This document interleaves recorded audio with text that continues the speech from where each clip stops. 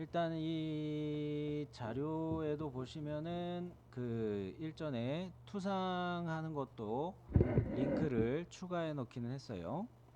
그리고 2D로 투상도 뽑는 것도 추가가 되어 있기도 하고요. 자, 이 과제를 갖다가 여러분이 요거를 받으셨는데, 얘에서부터 우리가 이제 실제 작업할 거는, 웍스로 실제 투상해서 작업할 것은 체크되어 있는 것처럼 1번 베이스 부품, 2번 서포터, 4번 서포터, 요렇게인데, 실제 전산응용 기계제도 기능사 실기 출제되는 문제의 경우에는 번호만 매겨져 있고 이렇게 품명, 부품명, 서포터라는 부품명과 이 재질 SCM415이 이런 재질 기호는 아예 안 나와 있어요. 원래는 번호만 이렇게 표시되고 만다는 거예요. 그랬을 때 우리는 얘네들이 어떻게 생긴 물건인가 한번 보자면, 요런 식으로 생긴 물건이에요. 요런 식으로 생긴 물건이고, 여기 보시면은 이 핸들을 사람이 손으로 잡고 돌리면 여기에 나사산이 나 있어 가지고 핸들을 돌리는 거에 따라서, 자, 요렇게 번호로 치면은 3번 이동조라는 부품이 제가 표시한 것처럼 화살표 방향으로 왔다 갔다 움직일 수 있게 되는 거예요. 이걸 왜 움직여야 하냐면, 이동조의 요 면하고 서포터의 이쪽에 있는 이 면하고 그 사이에 물건을 끼워 넣는 거예요. 지금 현재 이동조가 여기에 있는데, 이동조가 이렇게 이 뒤에 있다고 가정을 합시다. 핸들을 돌려가지고 이동조가 이렇게 이쪽으로 간다고 생각을 해 주세요. 그랬을 때 서포터의 이 면, 여기 단면이 져 있어 가지고 여기가 이렇게 돼 있는데, 제가 표시하는 것처럼 이렇게 여기에 가공하고자 하는 물건이 이동조와 서포터의 면에 딱 물려지는 거예요. 교실 뒤에 있는 바이스처럼 틈새에 여기에 물려지는 거예요. 그런 역할을 하는 부품이고요. 조립체고요. 자, 이 분해된 상태를 보여주고 있는데, 여러분이 봤을 때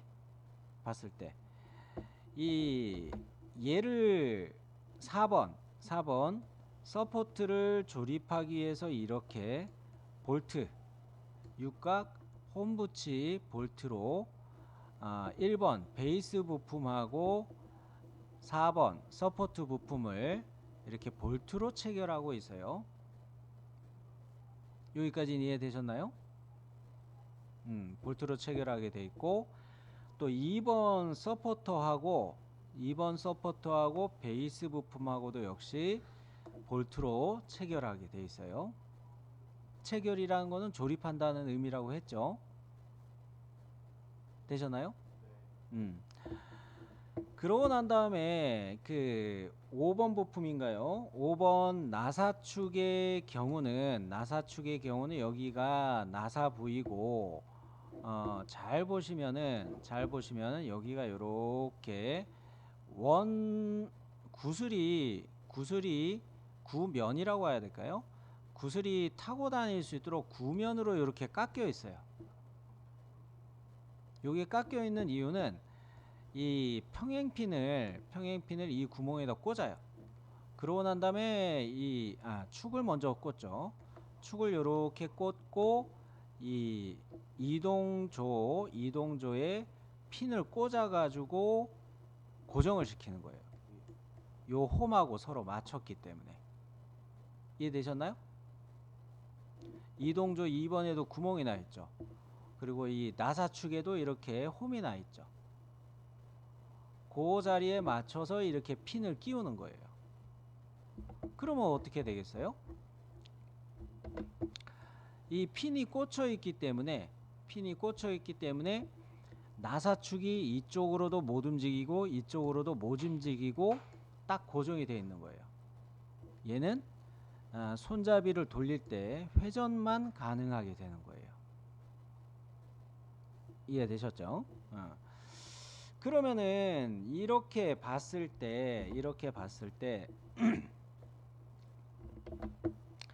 얘를 조립도 어셈블리 조립도에서 정면도라고 할 수가 있겠고, 여기를 평면도라고 할 수가 있겠고, 이쪽을 우측면도라고 할 수가 있겠죠. 우측면도가 됐든 평면도가 됐든 다 무슨 표식이 되어 있습니까? 중심선에 대해서 가는 실선으로 두 줄 긋고 표시해 놨죠. 요거는 무슨 뜻일까요?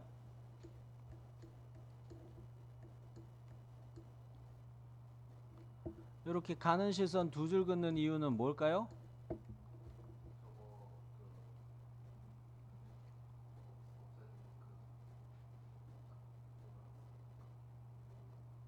위아래가 똑같은 거죠. 평면도 입장에서는. 그래요. 거의 오셨네. 대칭 도형의 생략을 의미하는 것이고, 또는 생략도라고 이렇게 이야기해요. 이렇게 표시된 것들을 생략도라고 이야기해요. 대칭, 평면도 경우에는 위아래 대칭인 형상들을 생략했다는 뜻이고, 우측면도 경우에는 좌우 대칭인 거를 생략했다는 이야기예요. 좌측면도에도 똑같이 표시가 돼 있고 저면도에도 똑같이 표시가 돼 있죠. 그러면 역시 이 물체의 형상을 보는데 자, 잘 보면은 요쪽에 요렇게 홈이 있죠. 우측면도에 홈이 있죠. 그러면서 정면도 조립도의 정면도에서도 보면 이 홈이 요렇게 이게 매치가 되겠네요. 그죠? 여기 홈이 이렇게 나와 있는 거는 2번 부품에만 홈이 표시가 된 게 아니고 1번 부품에도 홈이 표시가 돼 있죠. 그렇기 때문에 주투상도 정면도에서 보면 이 선이 더 이렇게 갔죠. 부분 단면으로 여기를 이렇게 잘라 놓고. 이해되셨죠? 그런 면에서 보니까 저면도에 이 선이 이렇게 쭉 가로지르고 있어요. 홈을 나타내는 것을. 그죠? 쭉 가로지르고 있어요. 그 다음으로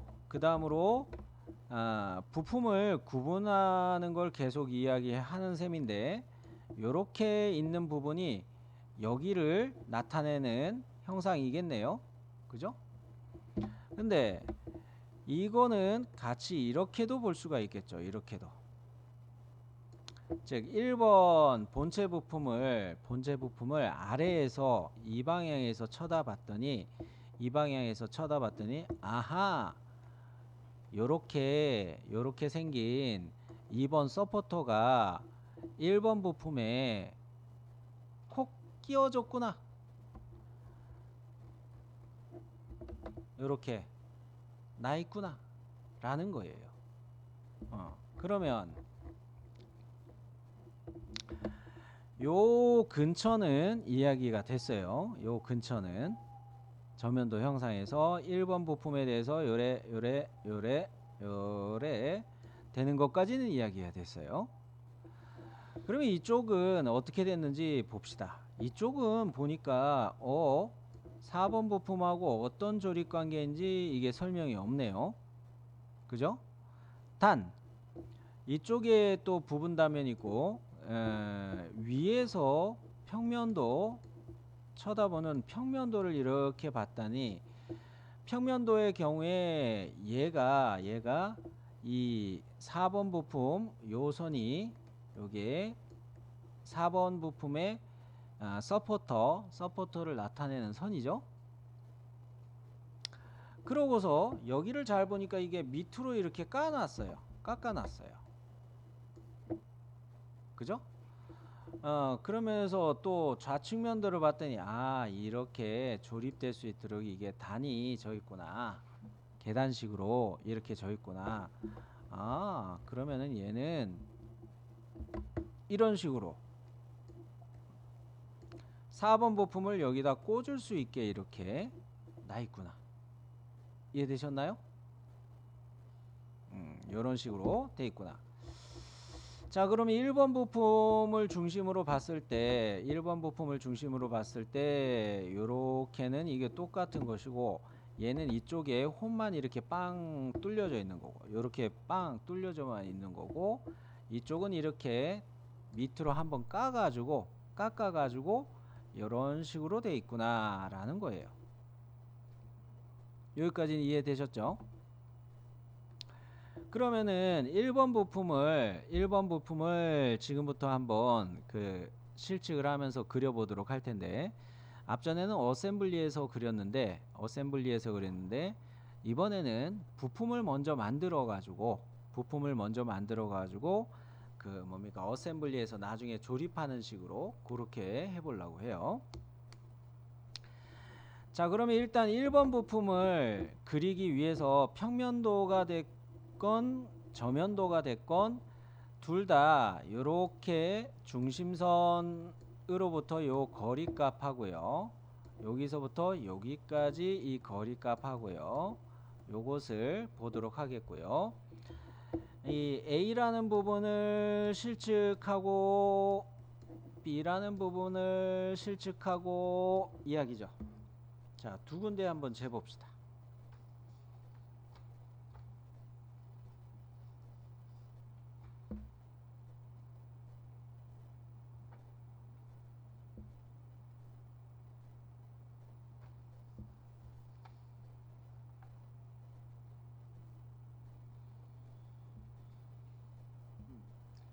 A는 얼마가 나오셨어요?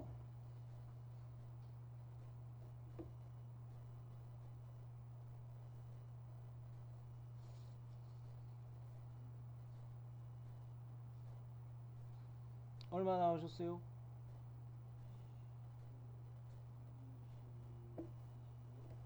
26. 오케이. 26으로 보는 게 좋을 것 같아요. 요거는 뭐 반올림 되는 게 아니고 버리는 거니까 26으로 보시면 좋을 것 같고, 예, 중심선으로부터 쟀으니까 이거는 곱하기 2해야 되겠죠? 그죠?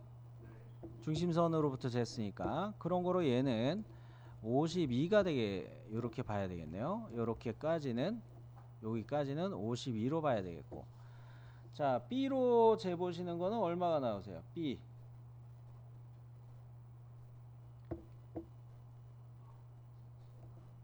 75. 오케이. B는 75. 자, 그러면 52와 75 이거 알고 있으면 우리는 코너 사각형으로 해가지고 스케치를 하는데, 바닥에서부터 스케치를 해가지고 이거 이렇게 돌출해서 올리는 거 생각하면 되겠죠. 돌출해서 올리는 거 생각하면 되겠죠. 그런다고 했을 때 여기서부터 여기까지 이렇게 C 부분을 마저 재볼게요. C 부분은 얼마 나오세요?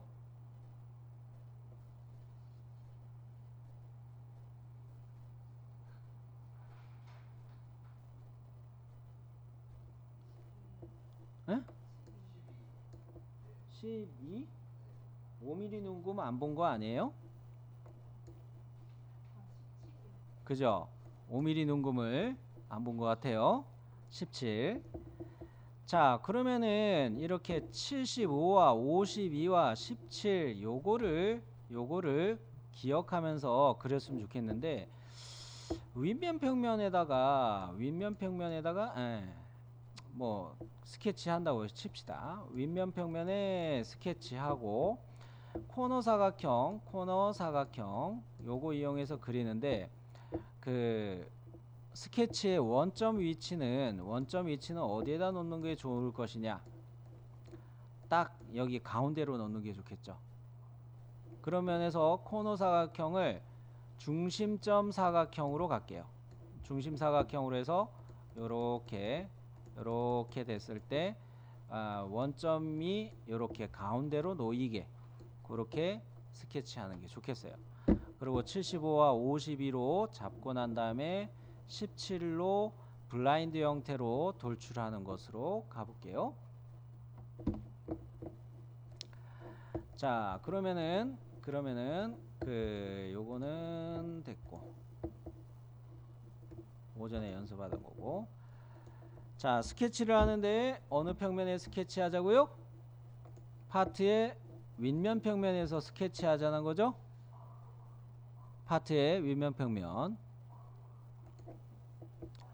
자, 이렇게 해놓고 사각형을 그리는데 무슨 사각형? 중심 사각형이라는 거죠. 중심 사각형.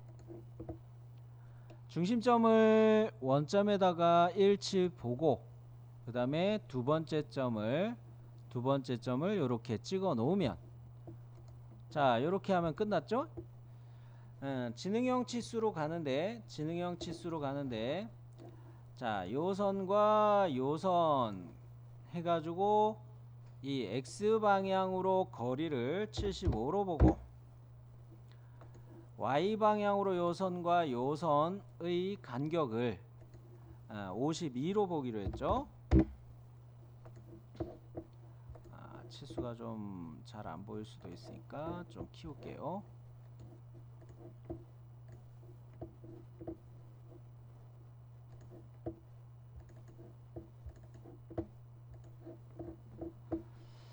자, 요렇게 75와 52로 갔습니다.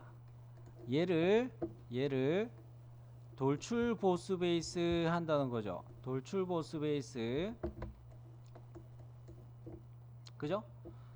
돌출 보스 베이스 할 텐데 바로가기 우리가 등록을 해놨습니다. 오전에 바로가기를 등록을 해놨어요. 무슨 키만 누르면 돼요? 키보드 무슨 글씨만 누르면 돼요? 스케치 바로가기 S 글씨만 누르면 되죠. S 한영 전환이 안 돼 있네. 자, S 글씨 이렇게 눌렀죠. 그러면은 바로 돌출 보스 베이스를 우리가 꺼내 쓸 수가 있죠. 됐나요? 자, 얘에서 방향 1에 대해서는 블라인드 형태로 가고, 자, 깊이 값은 17로 해서 이 위쪽으로 이렇게 돌출하게 하면 되겠죠? 그죠? 깊이 값만 저는 17로 바꾸면 되겠네요. 자, 그러면 요것이 베이스 부품의 형상이에요. 여기서 우리는 이제 또 요 형상을 좀 조절해서 만들어야 되겠죠. 어디부터 만드는 게 좋을까? 바닥을 이렇게 홈을 파는 게 좋겠다는 거예요. 홈을 파는 게 좋겠다. 자, 요 홈을 파기 위해서 화면을 좀 조절하는 중이고요. 중심선에서부터 얘는 얼마 떨어져 있는지 한번 재보세요. 그리고 스케치는 요 면에서 할 겁니다. 얼마인가요? 중심선에서부터 얼마 떨어졌죠? 5mm. 5mm면은 이 대칭에 생략되느라고 이렇게 생략된 데까지는 우리가 이거를 10으로 볼 수가 있겠네요. 그리고 이 홈의 깊이 값을 확인해 봅시다. 홈의 깊이 값 얼마만큼 파고 들어가는지 봅시다. 이거는 얼마만큼 홈을 파고 들어가게 돼 있나요? 3. 그래요. 3. 자, 그러면 제가 요렇게 빗금치라고 있는 이 면을 갖다가 이 면을 피처의 스케치 면으로 잡으면 되겠어요. 요 면을 스케치 면으로 잡읍시다. 새로운 스케치. 자, 그리고 면의 수직 보기. 단축키 뭐죠? 면의 수직 보기는 컨트롤 8. 오케이. 자, 컨트롤 8 해가지고 이 10mm의 3 요거를 잡아야 할 텐데, 먼저 코너 사각형으로 그리더라도 여기를 1번 일치를 보면서 찍으시고, 그 다음에 여기쯤을 2번 보고서 이렇게 코너 사각형을 찍을게요. 코너 사각형. 자, 코너 사각형 요거 이렇게 찾아오기도 그렇고, 우리는 어떻게 하면 돼요? 마우스 제스처를 또 쓰면 되죠. 마우스 제스처 어떻게 쓴다고 했어요? 마우스 오른 버튼 누른 상태에서 아래쪽으로 이렇게 가면은 코너 사각형 바로 그리게 되죠. 그죠? 이렇게 해서 여기를 1번 일치 보고 찍고, 2번 여기 찍고,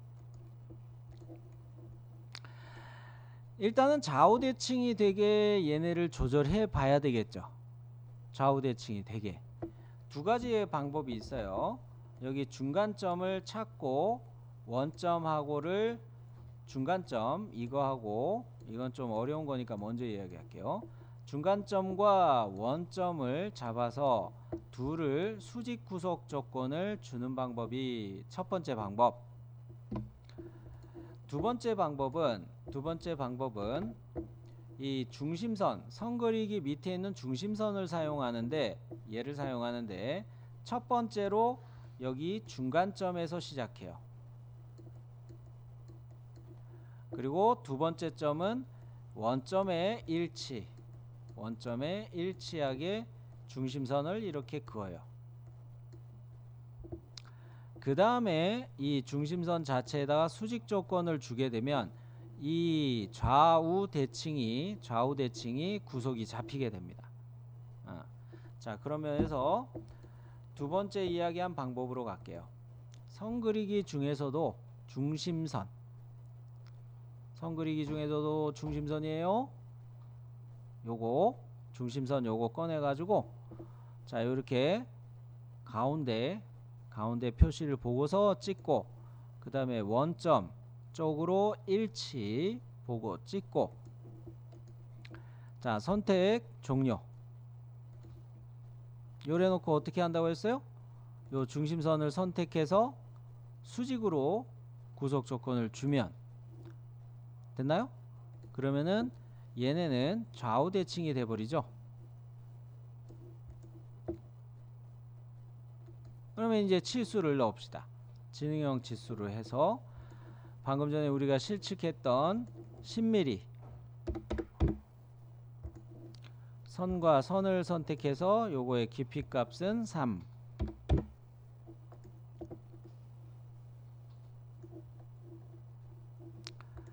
자, 이렇게 됐을 때 역시 바로가기를 S, 이렇게 S 눌러 가지고 뭘 하면 돼요? 돌출컷으로 가면 되죠. 돌출컷을 하는데 방향 1에 대한 옵션은 이때 관통보다 저는 다음까지가 더 좋겠다, 이렇게 많이 쓰죠. 다음까지. 자, 다음까지라는 의미가 뭡니까? 다음에 만나는 피처에 있는 다음에 만나는 면, 마지막에 만나는 면, 여기서 종료를 한다는 이야기죠. 다음까지.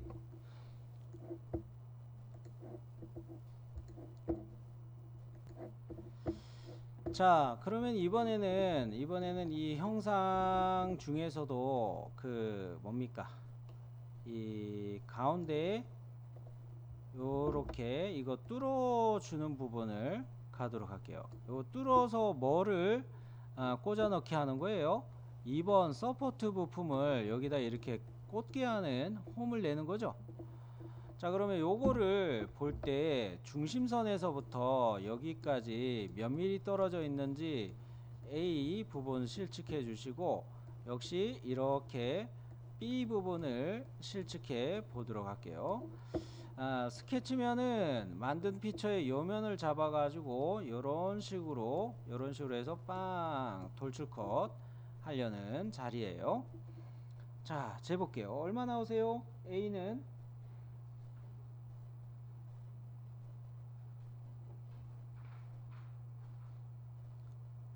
A 얼마 나왔어요?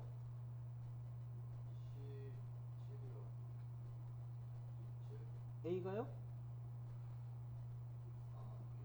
응, 응.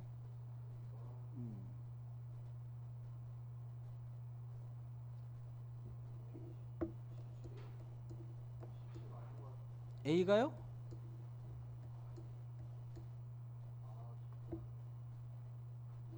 중심선에서부터 여기까지, 여기 밑에 요 선까지. 네, 네, 그죠? 그러면 요거는 중심선으로부터 쟀으니까 곱하기 2 해서 20으로 보면 되겠네요. 그죠? 스케치면은 요 면을 잡고서 요렇게 거리는 20으로 보고 요렇게 거리는 17로 보고 요거를 다음까지로 빵 뚫고 나가면 되겠어요. 스케치면 어디 잡을지 이해되셨죠? 자, 그러면 요 면에다가 스케치 들어갑니다. 면의 수직 보기에서 자, 그러면 여기에다가 코너 사각형을 바로 또 가볼게요. 같은 요령으로 요 모서리에 먼저 일치 잡고 그 다음에 여기 2번 대충 잡았어요. 앞전에 한 거하고 비슷해요. 이번엔 역시 중심선을 가는데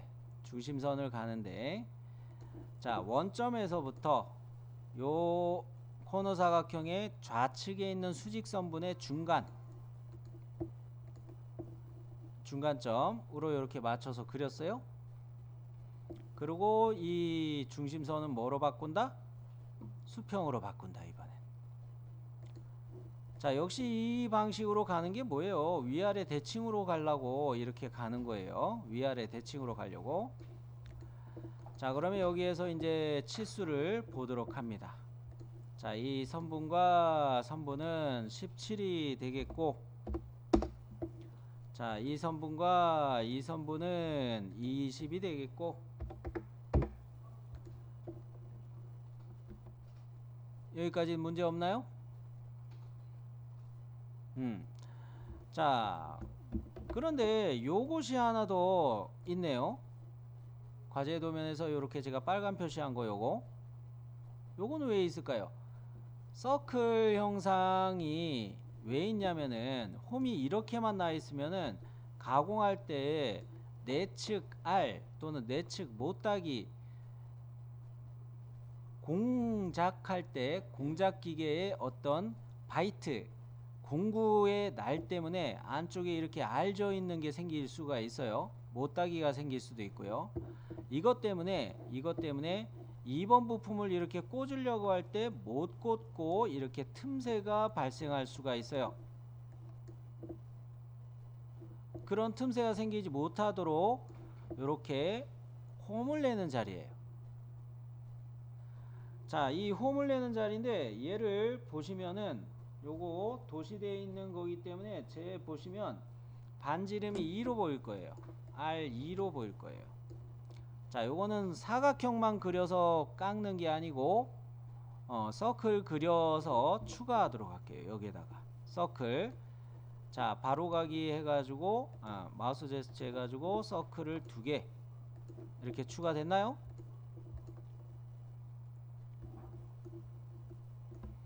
원 그리기 2개 추가했어요. 얘네 2개의 서클은 구속 조건으로 형상에 대한 구속 조건으로 동등이라는 조건을 먼저 넣을 필요가 있겠죠. 동등이 뭐예요? 이퀄 크기가 같다는 뜻이죠. 2개의 서클을 선택하고 이퀄 동등 구속 조건을 주시고, 자, 그 다음에 2개의 서클 중에 아무거나 선택하고 여기에다가 치수를 일단 넣어요. 그러고 난 다음에 요거를 반지름으로 바꾸기 위해서는 어떻게 가요?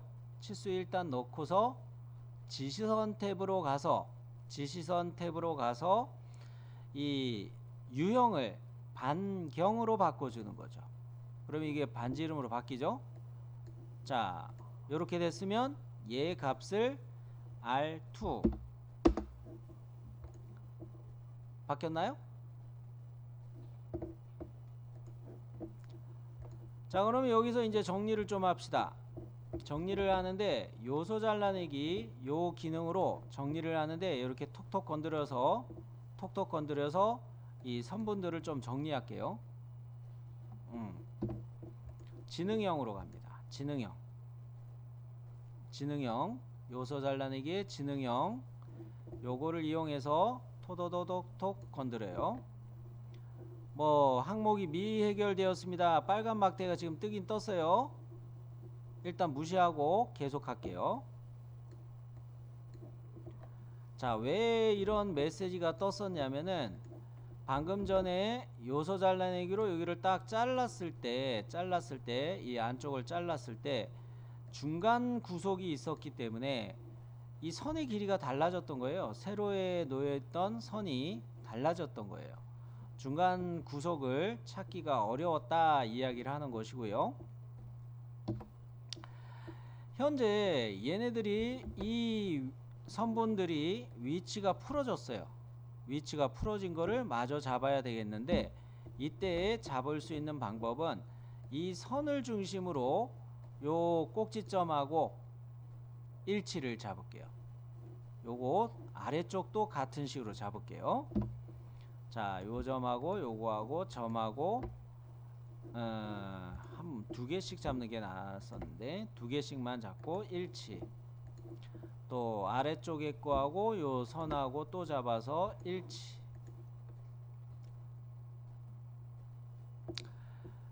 그러면은 이번에는 요 점하고 요 수평선하고 역시 일치 잡아주도록 할게요. 위쪽에 있는 수평선하고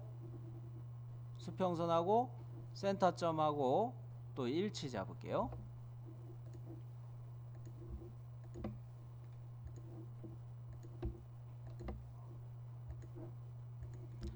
자, 아래쪽에 있는 것도 마저 일치 잡으면은 일치 요 선하고 요 점하고를 일치로 잡고 요 선하고 요 센터점을 또 일치로 잡고 하면은 마저 구속이 되고요. 이 상태에서 바로가기 눌러가지고 돌출컷 가는데 역시 다음까지로 뚫어주시면 되겠어요. 자, 요렇게 해서 다음까지로 얘를 파줬고요. 자, 여기에서 이제 잠시 쉬었다가 합시다. 잠시 쉬었다가 이어서 형상을 더 보도록 할게요. 이쪽에 거 파는 거를 마저 하도록 합니다. 자, 10분 쉽니다. 자, 여러분이 이거를 돌출 컷을 이미 해 놓으셨을 텐데요. 저는 요거를 옵션을 좀 이야기하기 위해서 피처 편집으로 왔어요.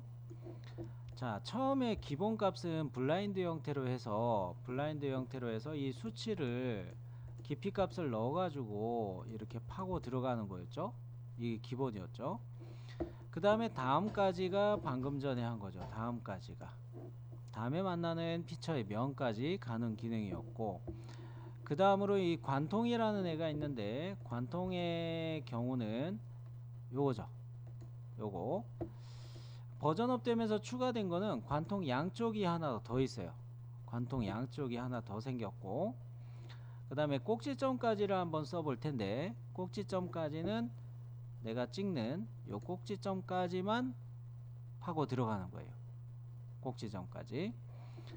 자, 그 다음에 곡면까지라는 거는 내가 지정하는 어떤 면까지만 파고 가는 거예요. 지정하는 면까지, 곡면까지. 중간 평면의 경우는 스케치면을 기준으로 해서 총 합이 얼마가 대칭으로 파지느냐 이 뜻이에요. 자, 그 다음으로 곡면으로부터 옵셋의 경우는 내가 선택하는 곡면에서부터 몇 미리 전까지 갈 것이냐, 요런 이야기예요. 보이죠? 요 선택한 면에 대해서 10mm 들어가서 이렇게 팔 수도 있단 말이죠. 자, 근데 이거를 값을 뭐 0으로 놔두면 뭐 이거는 안 들어간다고 하긴 해요. 그죠? 자, 그러면은 얘를 우리가 했던 대로 다음까지로 다시 맞춰놨어요. 이게 기본적인 돌출이나 돌출 컷의 옵션들이고요. 요런 거는 회전 쪽에도 비슷하게 들어가 있습니다. 회전 쪽에도 요 기능들이 몇 가지가 비슷하게 들어가 있어요. 자, 그러면 이어서 이번에는 4번 부품하고 1번 부품하고 조립할 자리가 여기 선하고 여기 선이에요. 그런가요? 그죠? 요렇게 있죠. 아, 그러면 나는 여기를 이렇게 깎고 이렇게 깎고 해야 되는 거네. 그죠? 그렇다고 했을 때 이거를 코너 사각형으로 이렇게 잡고 여기 모서리의 중간점에서부터 이렇게 중심선 그려서 얘네를 둘 다 대칭으로 잡아놓고 파야 되겠다는 거죠. 아래쪽으로 블라인드로 파고 들어가야 되겠죠. 이럴 때 이거 주의하셔야 되는 게, 자, 이렇게 보이는 A가 요쪽의 것이죠. 요쪽의 것이 A죠. 이해되셨나요? 그러면 여기서부터 여기까지 이야기하는 이거는 B라고 볼 수가 있고요. 그러면 여기는 A였고, 여기에서는 얘가 이렇게가 B였다는 거죠. 자, A와 B를 구분을 하여서 굳이 이야기하는 이유가 있어요. 정사각형인지 아닌지를 여러분이 먼저 확인하셔야 됩니다. 한번 A부터 확인해 볼까요? 17 나오네요. 그죠? B 쪽을 측정해 봅니다. 얼마 나와요? 에이, 요가지 말고 18 18 나와요. B 쪽은 18, 얘는 17. 아, 정사각형이 아니고 직사각형이네. 이해되셨어요? 그러면은 얘를 보고서 우리가 이 면에다가 윗면을 스케치 면으로 잡고서 이쪽을 A를 17 보고서 B를 18, 18로 이렇게 보고 스케치 한다는 거예요. 이해되셨나요? 여기까지? 네, 그리고 파고 들어가는 것은 깊이 블라인드 형태로 돌출 컷 할 때 파고 들어가는 값은 3mm로 보면 되겠어요. 3mm. 자, 그러면 요렇게 보고서 스케치를 시작해 보도록 하겠습니다. 자, 면의 수직 보기 스케치. 자, 먼저 뭐부터 그린다고 했어요?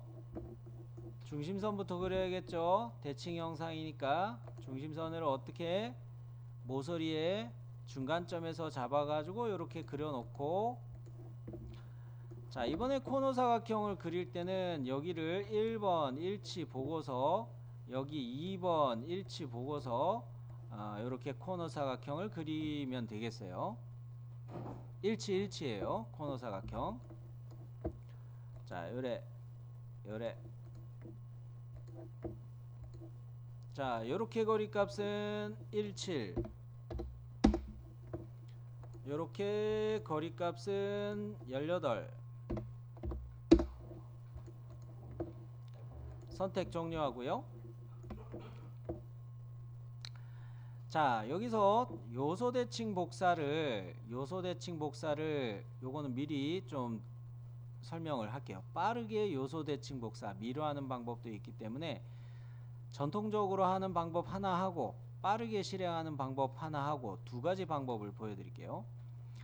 처음 요소 대칭 복사로 이야기할 법한 거는 CAD의 미러 명령처럼 대칭 복사할 피처를 선택해요. 요소를 선택해요. 그 다음에 CAD에서 그 다음에는 대칭 기준을 선택하죠. 미러의 기준, 중심선 선택하죠. 이게 기존의 방법이란 말이에요.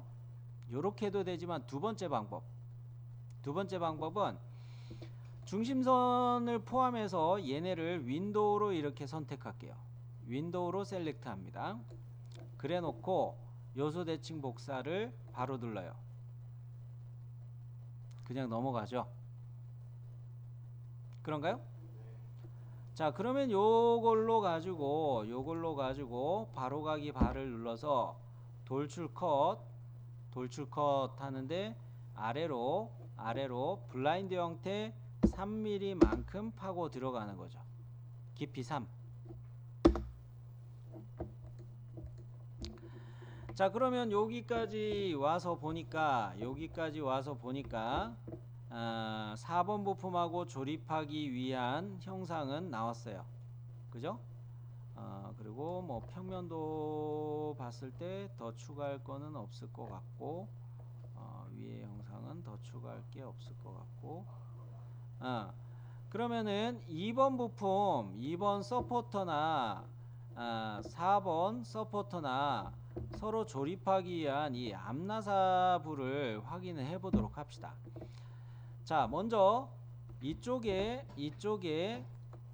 굵은 실선에서부터 굵은 실선까지 이렇게 폭을 재보면 미터 나사, 암나사부의 호칭 지름을 확인할 수가 있을 거예요. 이렇게 재보면 M 몇인 것 같아요? M4. 그래요. M4고 여기를 조금 더 확대할게요. 여러분이 이거 잘 재야 되기 때문에 뭐 요 정도면 잘 보이죠? 여기에서 이렇게를 우리가 M4로 확인을 했고, 구멍가공 마법사로 직선 탭을 이용해서 이거를 팔 때 여기까지 재는 게 나사부의 깊이 값일까? 여기까지를 재는 게 맞을까? 여기까지 재는 게 맞을까? A, B, C 어느 것이 맞을까요? A는 아닙니다. 볼트 수나사의 끝이에요. 수나사의 끝을 나타내는 거예요. 볼트가 조립되어 있는 것의 끝. C 요것도 아닙니다. 드릴 끝자리예요. B번이 나사부의 끝이에요. 나사부의 끝. 요 면에서부터 4번 부품이 조립될 요 면에서부터 암나사 구멍을 팔 때 암나사 탭 가공을 할 거리 값이에요. 이해되셨나요? 암나사부가 파고 가는 나사부의 깊이에요. 나사부의 깊이. 요게 나사부의 깊이에요. 실제로 파는 건 C까지 파고 나사부 깊이는 B까지 나사부를 파고 C는 드릴이에요. 드릴로 먼저 구멍을 뚫어놓고 그 다음에 탭을 내겠죠. 여기서 나사 깊이라는 이 말은 탭 가공하는 거리하고도 같은 말이에요. 탭으로 암나사부를 가공하는 깊이하고 같은 말이에요. 드릴로 먼저 구멍을 뚫어놓고 아이고 그림을 왜 이렇게 못 그리냐. 드릴로 먼저 뚫어놓고 그 다음에 탭이라는 공구를 이용해서 암나사의 호칭 지름에 맞춰서 이렇게 나사 자리를 내겠죠. 그럴 때 이 거리 값을 이야기하는 거예요. 탭으로 가공하는 거리값. 그랬을 때 B쪽까지 가는 거리는 여러분 실측해 보시면 얼마가 나올까요?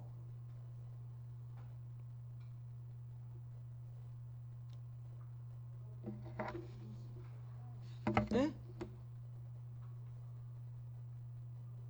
아닌데. 여기선에서부터 이 B 여기까지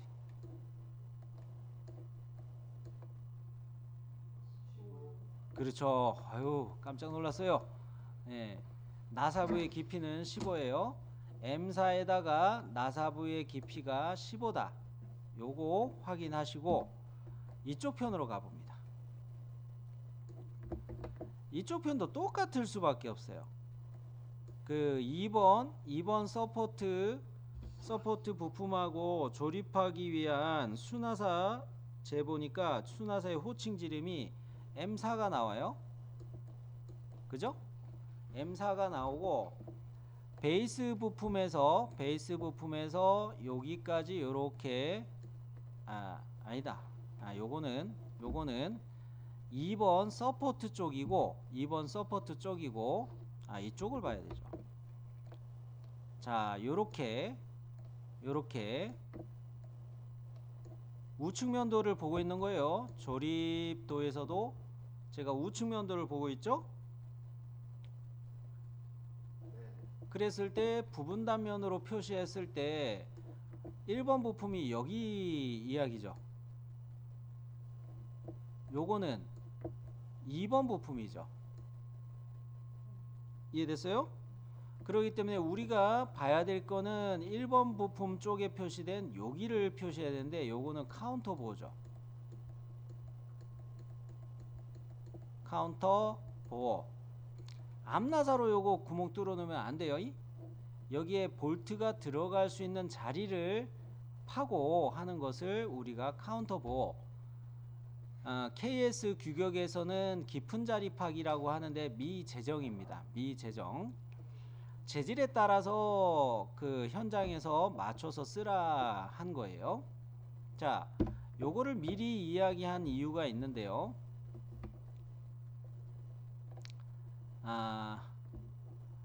요쪽 그림도 그렇고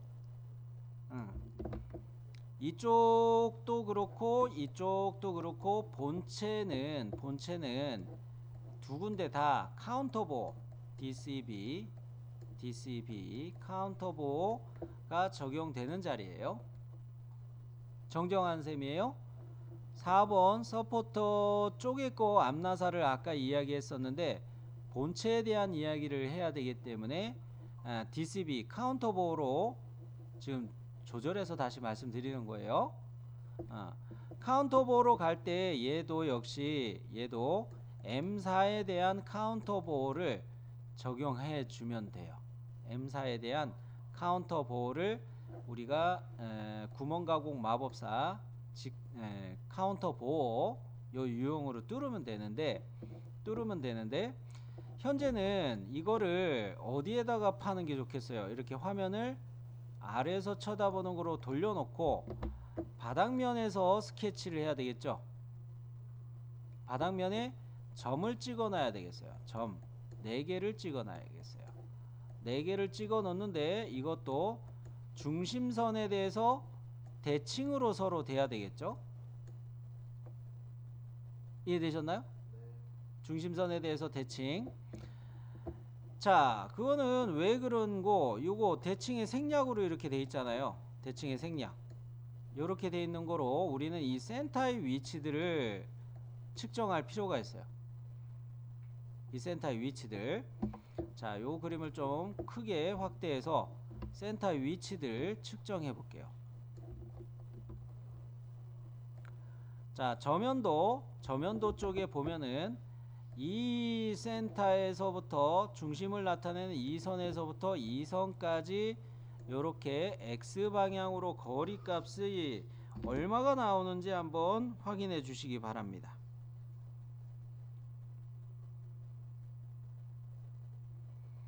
얼마가 나오세요? 네, 반올림으로 생각하면 좋아요. 그죠? 그 다음에 중심선에서부터 여기 이 중심선까지 얼마가 내려가는지 한번 재볼게요. 욕하지 말고요. 얼마 나와요?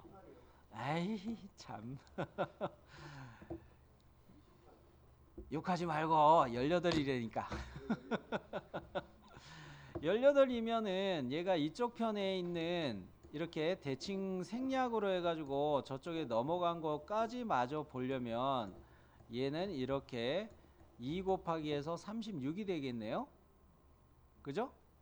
요거 알면은 이 스케치 해서 구멍가공 마법사 카운터 보호로 M4 카운터 보호로 뚫을 거는 끝났습니다. 58과 36으로 이렇게 점 스케치를 4군데 잡으면 돼요. 자, 그러면 점 스케치 4군데 한번 잡아 봅시다. 자, 바닥면에다가 바닥면 화면을 이렇게 아래에서 올려다보는 바닥면 기준으로 보고 스케치 들어가요. 면의 수직 보기. 자, 그런데 이때 중심선을 저는 먼저 잡을 겁니다. 왜? 위아래 대칭도 있기 때문에 원점에서 일치 보고서 이렇게 중심선 하나 잡고 원점에서 또 위쪽으로 중심선을 또 그리고 위아래 좌우 대칭 다 잡으려고 하는 거예요. 이렇게 그 대칭의 기준을 잡기 위한 2D에서 미러에 대한 중심선을 2개 본 것이고, 여기에다가 이거 잡아놨으면 여기 점을 하나 찍어서 이 점과 중심선을 대칭해 가지고 이쪽으로 넘기면 두 점이 대칭이라는 구석이 이렇게 떠요. 좌우 대칭이란 구석이 떠요. 요거까지 해볼게요. 자, 중심선으로 원점에서 수평 피드백을 보고 먼저 선을 그렸고, 체인 끝 원점에서 또 수직으로 이렇게 그렸고. 왜 이렇게 했어요? 원점을 이 물건의 가장 중앙으로 우리가 놓고 처음에 피처를 생성한 거죠? 그러면 점을 딱 찍어 넣습니다. 점을 찍어 놔요. 아까 대칭 빨리 하는 방법 뭐라고 그랬죠? 개체하고 요런 요소하고 스케치된 요소하고 중심선을 같이 선택해 놓은 상태에서 요소 대칭 복사 해버리면 바로 미러 된다고 그랬죠? 요렇게 바로 미러. 그러면 이번에는 이 2개의 점이 이렇게 대칭으로 서로 잡혔어요. 어느 거에 대해서? 중심선에 대해서 대칭으로 잡힌 거예요. 그러면은 요것만 필요한 건가요? 아니죠. 요 점하고 요 중심선을 마저 잡아서 요렇게 마저 잡아서 요소 대칭 복사하면은 아래쪽으로 또 미러 할 수가 있겠죠? 자, 또 이렇게 다중 선택해서 요소 대칭 복사 바로 넘겼어요. 그래 놓고 우리가 주려고 하는 값은 얘는 36이고, 자, 요렇게는 58이고,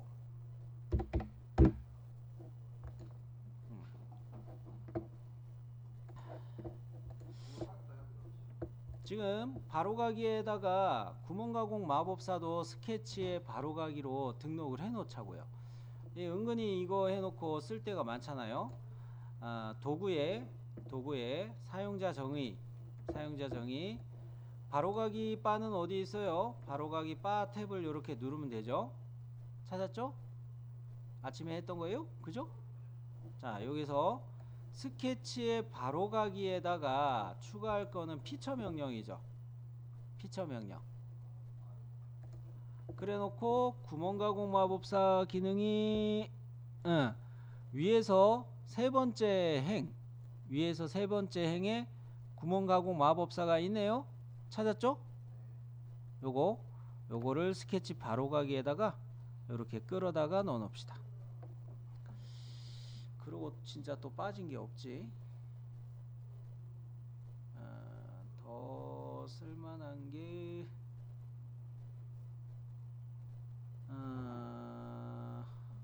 없을 것 같아요. 오케이. 자, 이 정도만 보도록 합시다. 자, 그러면 확인하고 빠져나오시고요. 자, 바로가기 바를 눌러 봅시다. 스케치를 일단 종료하는 게 맞긴 맞겠네. 여기서 바로 이게 구멍가공 마법사가 활성화는 안 돼 있으니까 스케치는 일단 종료하고요. 스케치는 일단 종료하고, 자, 구멍가공 마법사 요거 들어가도록 합시다. 스케치로 바로 됐으면 좋은데 그거를 제가 까먹기는 까먹었어요.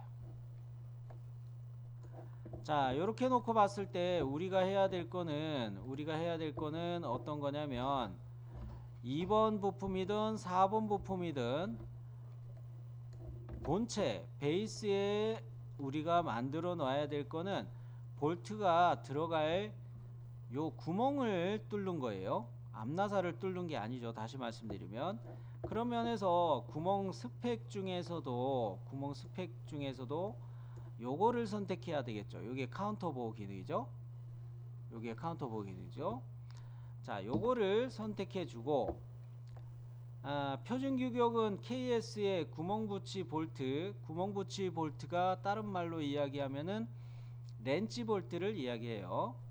자, 구멍의 스펙 크기 보니까 M4 전에 한번 M4 쓴 적이 있는 것 같아요. M4를 쓴 적이 있는 것 같으니까 이거 그냥 놔두면 되겠네요. 자, 그 다음에 마침 조건은 다음까지로, 본체 입장에서 그냥 빵 뚫고 가는 거예요. 관통해도 되지만 다음까지를 저는 더 좋아한다고 그랬죠. 다음까지. 여기까지 유형을 다 선택하셨나요? 카운터보호 위에 있는 그림 카운터보호로 가시고, 카운터보호 요 위에 있는 카운터보호로 선택해야 되고요.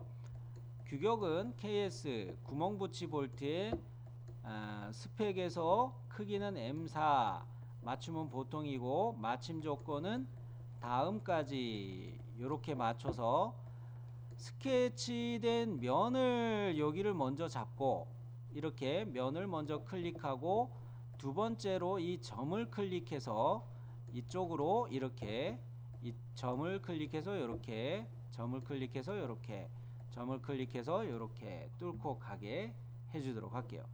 이때는 어떻게? 이제는 위치 탭을 누르면 돼요. 위치 탭 눌렀나요? 그 다음에 면을 클릭해 주죠. 그 다음에 스케치된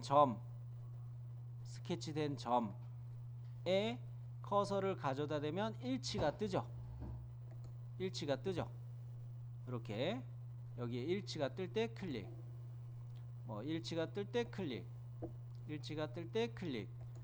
요거 익숙해졌을 것 같아가지고 그랬고, 앞전에는 이거 표시 유형을 은선제고로 놓고 스케치 요소를 빨리 찾게 하시라고도 했는데, 이제는 좀 익숙하실 것 같아가지고 요거는 안 했어요. 자, 확인 종료. 자, 정상적으로 저처럼 요렇게 카운터 보호 구멍들이 다 파졌나요? 안 된 분?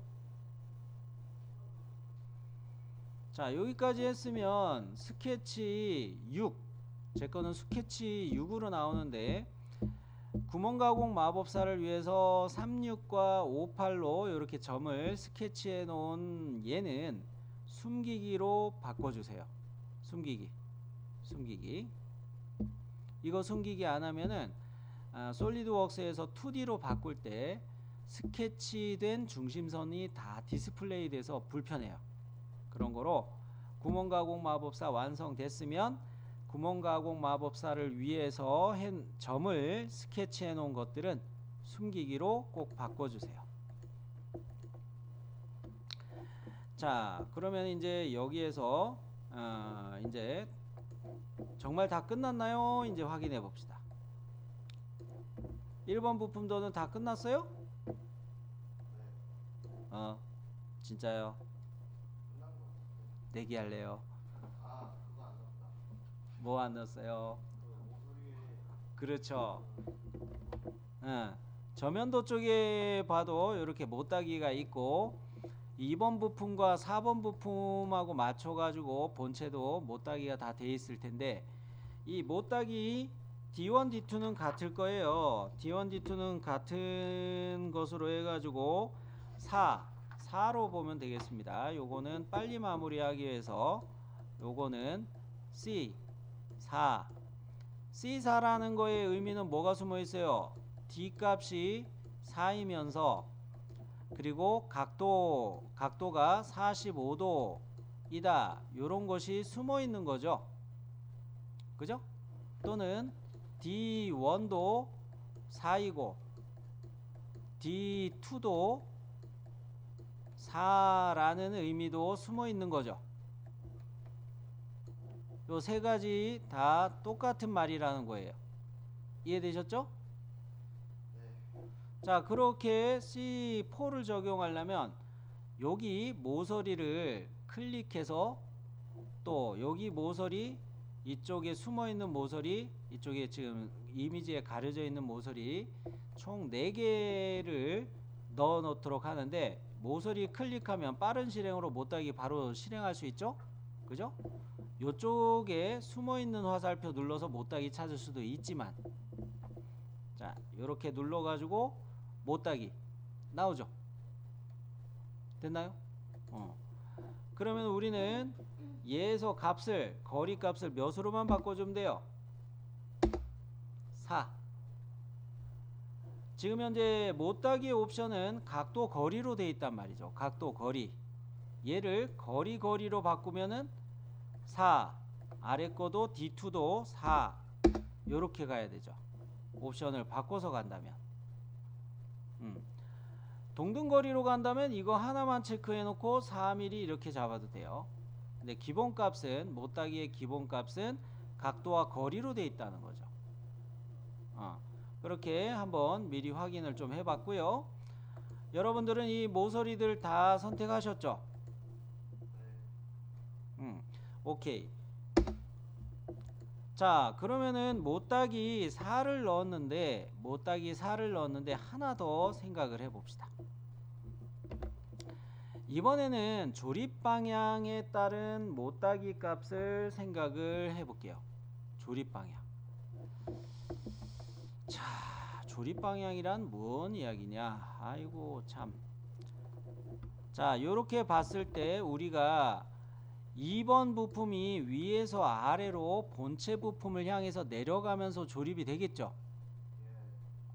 그럴 때 어느 모서리가 문제가 심할까요? 요 모서리가 문제가 심하겠죠. 제가 빨갛게 표시한 요 모서리 기억나요? 이해돼요? 2번 부품에서도 요 밑에 모서리 이거하고 파란 색깔로 표시한 거하고 빨간 색깔로 표시한 거하고 부딪혀서 잘 안 맞춰질 때가 있어요. 이럴 때 여기 빨간 색깔로 표시한 여기를 못다기를 주게 되면 더 조립할 때 안내 역할을 하면서 조립하기가 좋겠죠. 여기가 이렇게 못다기져 있으면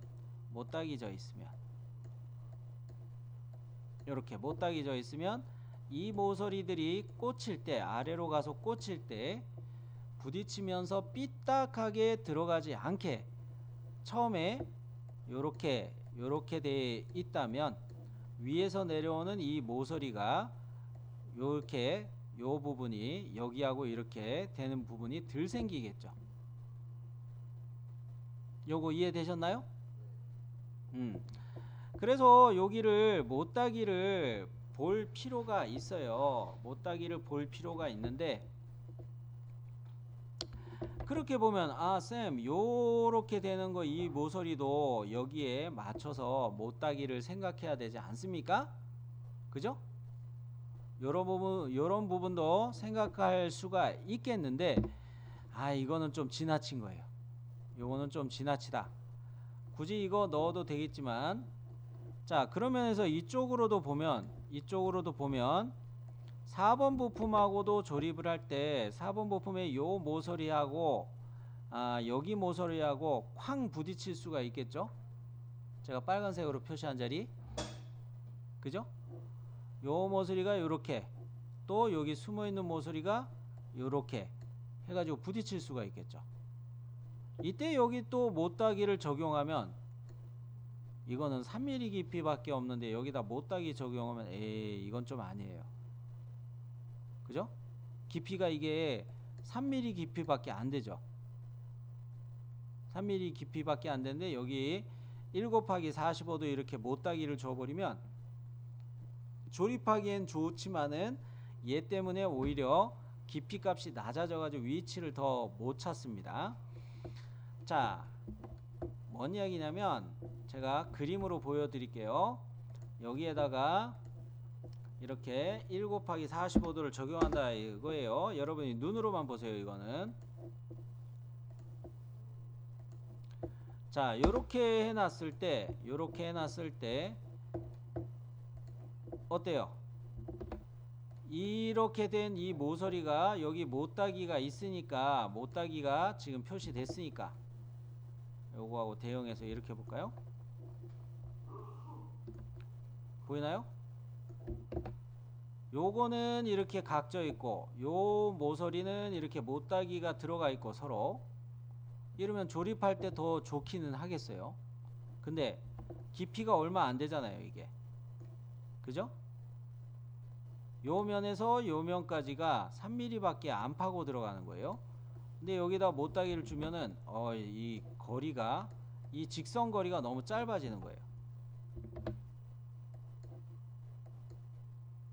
어쨌든 이건 지나친 거다. 그리고 이쪽으로 와서도 보면 요렇게 놔두고 요거하고 조립되는 게, 자, 이 2번 부품이죠. 2번 부품 여기하고 이렇게 조립할 자리인데 여기 못따기 이거는 문제가 해결되게 아예 이렇게 구멍 홈을 내놨잖아요. 구멍 홈을 내놨기 때문에 이렇게 못따기 추가하는 거는 너무 지나칠 거다 이거예요. 자, 그러면서 요렇게는 못따기를 아예 안 하는 게 낫다 이에요. 네.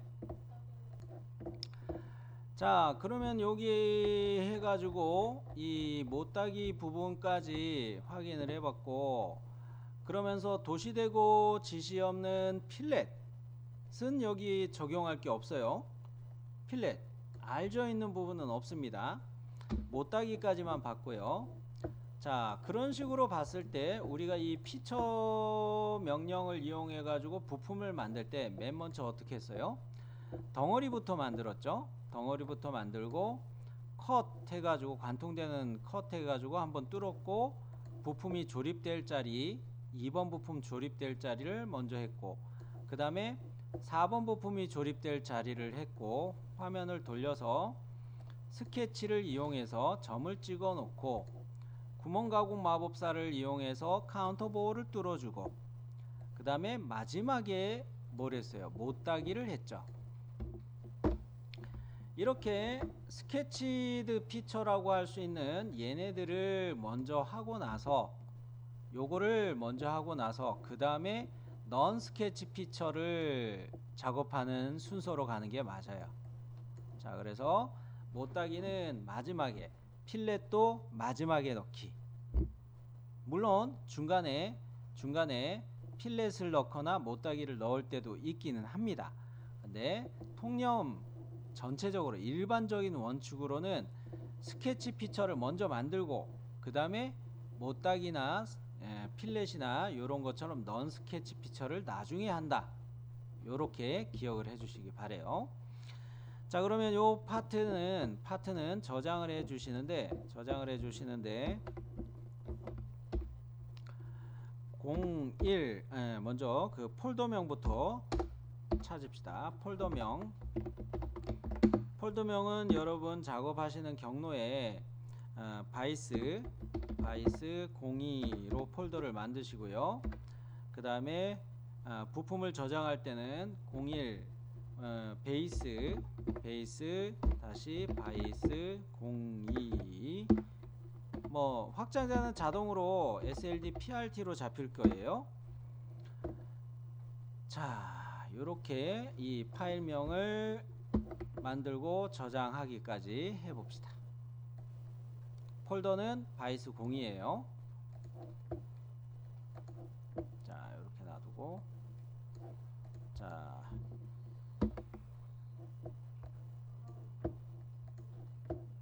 폴더를 먼저 만들어서 얘를 바이스 02,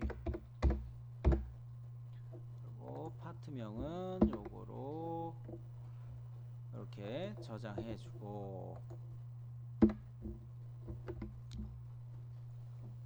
되셨나요?